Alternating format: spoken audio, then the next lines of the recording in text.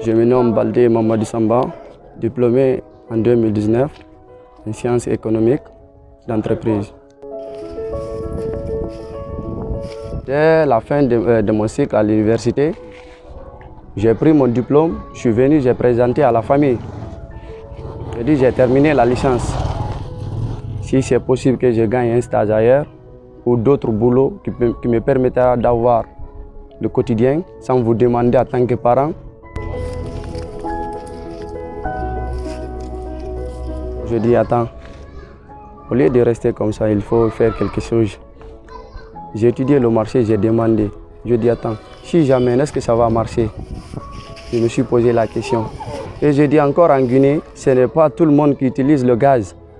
J'ai dit ouais, peut-être, ça peut marcher. Je me suis posé la question, j'étais sûr à 90% ça va marcher. Je suis parti, je me suis informé. J'ai essayé d'avoir aussi la concurrence. Moi j'ai diminué 5 000. Et ils achètent à 45 000. Si moi je revends à 40 000, peut-être j'aurai des clients. Je suis rentré dans le quartier, j'ai demandé les femmes, j'ai demandé à combien elles gagnent le charbon. D'autres m'ont dit à 45 000. Moi je dis je peux vous amener le charbon à 40 000.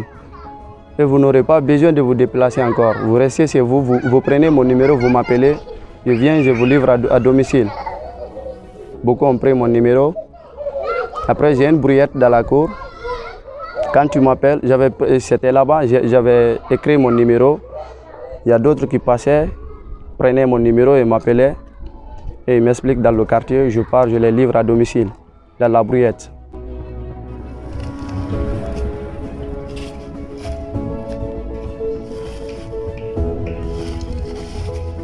Normalement, c'est des clients qui viennent, ils achètent là où tu revends. Mais moi, on m'appelle, je prends dans la brouillette, je livre à domicile. D'autres même m'ont dit que tu vas te tuer à petit feu. Tu dégages trop d'énergie sans rien avoir. J'ai dit non, c'est pas ça. Moi, c'est pas aujourd'hui que j'ai vu, c'est demain. C'est quand un client, il sait, il se déplace ou pas, il peut avoir l'objet qu'il veut. Et le client serait fidèle à toi.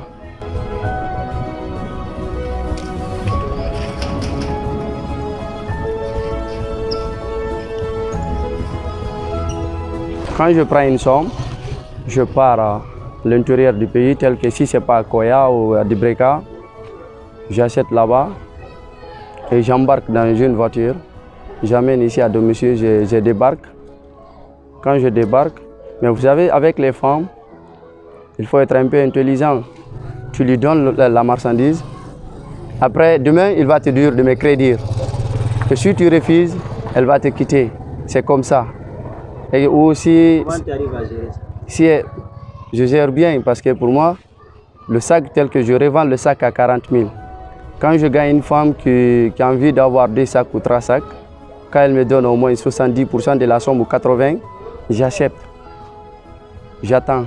Quand les charbons, elle m'appelle pour une deuxième fois pour livrer les charbons, je dépose, je prends la grande quantité de la somme qui est avec elle, je laisse juste un peu, pour ne pas qu'elle me quitte.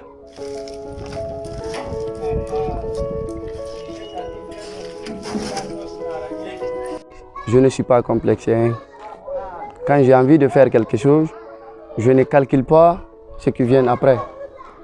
Ce que les gens vont dire, je ne calcule pas ça. D'autres même m'ont surnommé dans le quartier Koto Kembo. J'ai accepté, je n'étais pas complexé, parce que moi je sais, je gagne quelque chose dedans, même si ce n'est pas trop.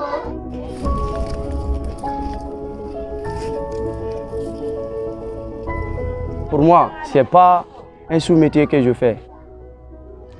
Quand un métier te permet à subvenir à tes besoins, c'est un bon métier.